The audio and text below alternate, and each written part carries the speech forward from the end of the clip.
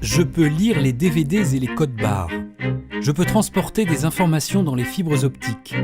On m'utilise pour soigner les malades, pour mesurer les distances, pour vaporiser les roches de Mars, pour percer, pour découper ou pour souder. Je suis la lumière laser. Quelle est ma véritable nature ? Comment me produit-on ? Quelles sont mes promesses ?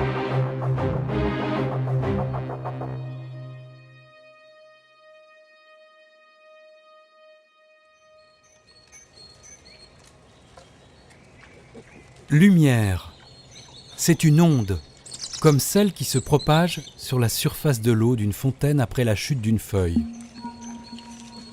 Mais la lumière n'est pas une simple onde à la surface d'un liquide, c'est une onde de champs électriques et magnétiques qui se déplacent ensemble dans l'espace. La lumière est une onde électromagnétique.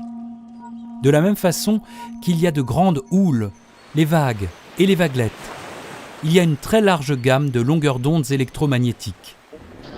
Au-delà de 30 cm entre deux crêtes, ce sont les ondes radio. Viennent ensuite les micro-ondes, avant les infrarouges.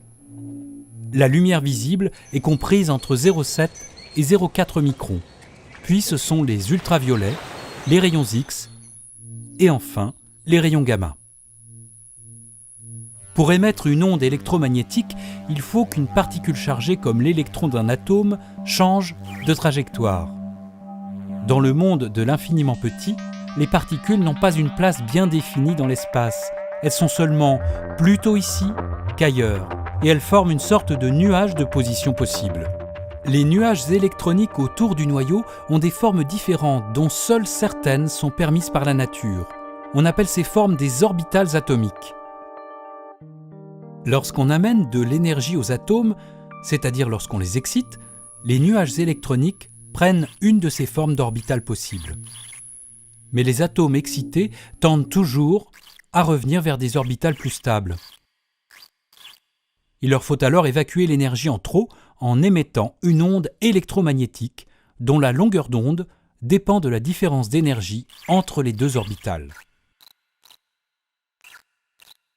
De la même façon que la chute d'une feuille dans l'eau crée des vagues dont l'énergie suffit à déplacer un bouchon un peu plus loin, les électrons qui changent d'orbitale émettent des ondes électromagnétiques dont l'énergie peut déplacer d'autres électrons situés à distance. C'est ainsi que les ondes produites par le mouvement d'électrons des atomes d'une antenne émettrice peuvent permettre de mettre en mouvement les électrons d'une antenne réceptrice. Et c'est en récupérant le signal électrique provoqué par le mouvement de ces électrons que l'on peut regarder la télévision.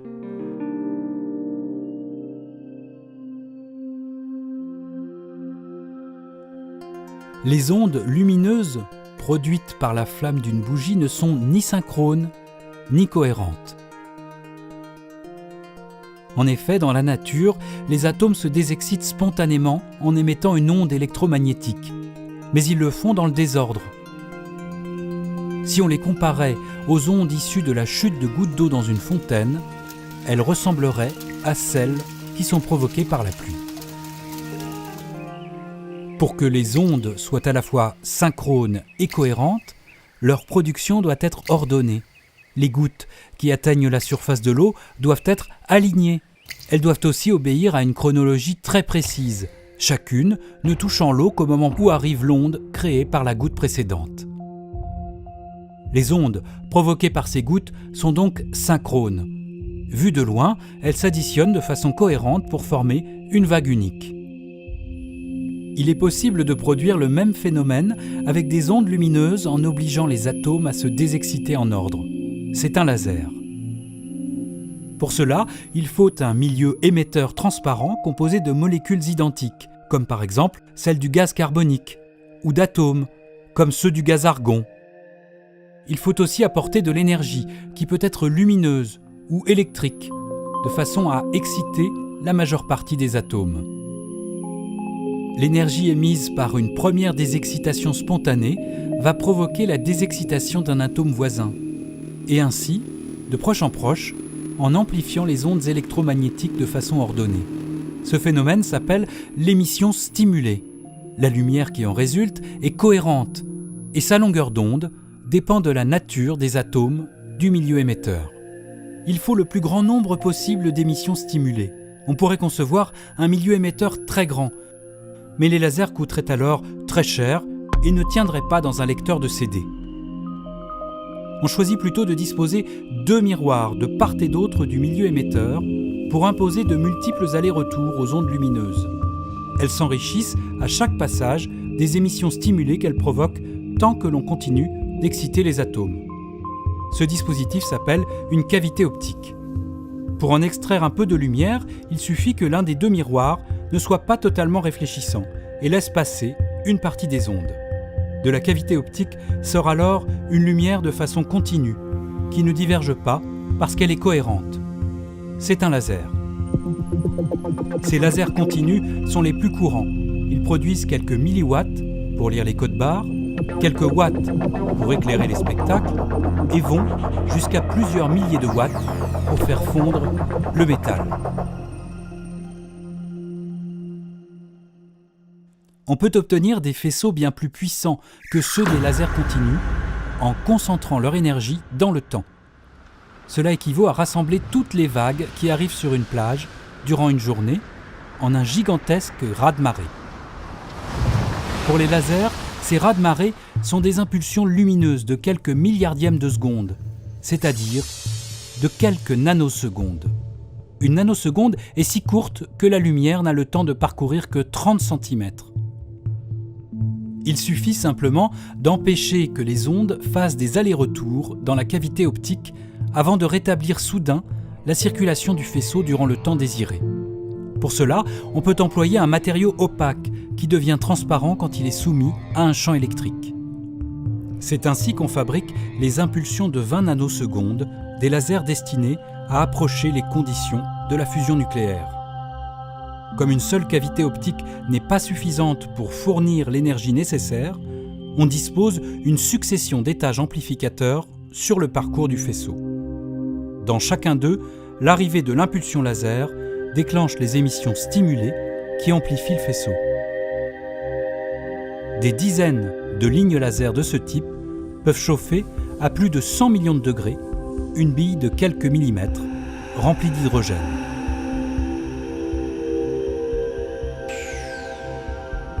On sait aussi aujourd'hui faire des impulsions 1 million de fois plus courtes qu'un millionième de milliardième de seconde, soit 1 femtoseconde. Durant ce temps, la lumière ne franchit que 3/10 de micron, soit la taille d'un gros virus. Pour générer des impulsions aussi brèves, il faut un milieu émetteur capable de produire une lumière laser composée de plusieurs longueurs d'onde.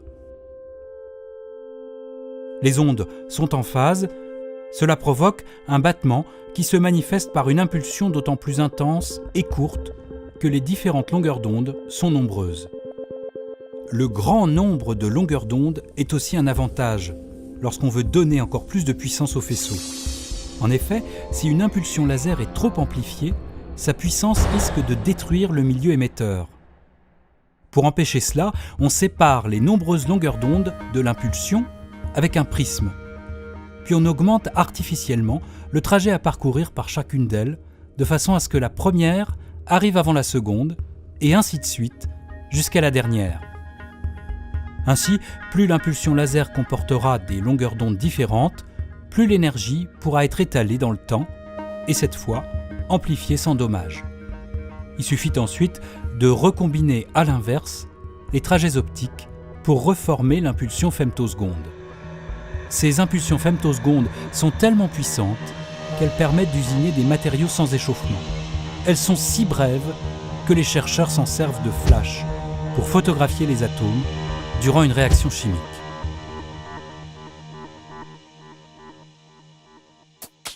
La vitesse d'ouverture d'un obturateur se révèle parfois trop lente lorsqu'on veut prendre une photo d'un objet très rapide à un endroit précis, si bien que l'image est floue.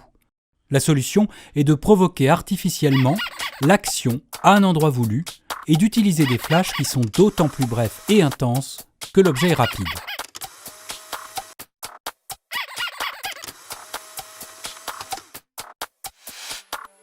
Pour saisir des réactions chimiques qui durent un millionième de seconde, comme la rupture d'un brin d'ADN, il faut un laser femtoseconde. Un premier flash provoque le déclenchement de la réaction, tandis que le second permet d'en figer le déroulement. Pour faire un film de cette réaction, on recommence la même opération en augmentant la durée qui sépare les deux flashs. Les photos, mises les unes à la suite des autres, dévoileront la mécanique de la réaction. Les chercheurs s'intéressent aussi à la façon dont une lumière très intense peut agir sur la matière pour sonder ses propriétés ou la porter dans de nouveaux états. Lorsque la puissance des flashs laser s'approche d'1 million de milliards de watts, on peut détruire la cohésion de la matière en libérant totalement les électrons de l'attraction des noyaux atomiques. Cet état de la matière est un plasma, comparable à celui que l'on trouve au cœur des étoiles. Le champ du laser, qui frappe le plasma, met en mouvement les électrons jusqu'à des vitesses proches de celles de la lumière. Et ces électrons entraînent les noyaux des atomes avec eux. Les chercheurs veulent détecter ces noyaux et ces électrons avec précision pour mieux comprendre l'évolution des plasmas, leur création, leur agitation et leur explosion finale. Mais à l'avenir, on pourra aussi utiliser ce type d'interaction de laser sur la matière pour créer des accélérateurs de particules miniatures, pour la médecine par exemple. Aujourd'hui, la recherche la plus avancée dans le domaine des impulsions laser concerne les impulsions attosecondes, qui sont des flashs 1000 fois plus brefs que ceux des lasers femtosecondes. Comment s'y prendre pour faire des flashs aussi courts ? On part d'une impulsion laser femtoseconde que l'on focalise ensuite sur un gaz ou un solide. Si l'onde électromagnétique de cette impulsion est suffisamment intense, elle peut séparer le nuage électronique en deux. Une partie reste près du noyau, tandis que l'autre est accélérée loin de lui. Lorsque l'onde s'inverse, la partie éloignée du nuage est brusquement ramenée vers le noyau, jusqu'à entrer en collision avec lui avant de reformer l'orbitale initiale, ce qui produit alors un rayonnement ultra bref qui va de l'ultraviolet aux rayons X. Et cet effet se reproduit à chaque inversion de l'onde électromagnétique. Comme tous les électrons du gaz agissent dans le même sens et dans le même temps, le rayonnement obtenu est synchrone et l'on obtient un faisceau laser. Finalement, l'impulsion femtoseconde de lumière visible traverse le gaz et ressort accompagnée de plusieurs flashs ultraviolets ou X. En filtrant l'impulsion femtoseconde pour ne garder que la partie ultraviolette, on obtient une suite de pics lumineux qui ne durent que quelques attosecondes.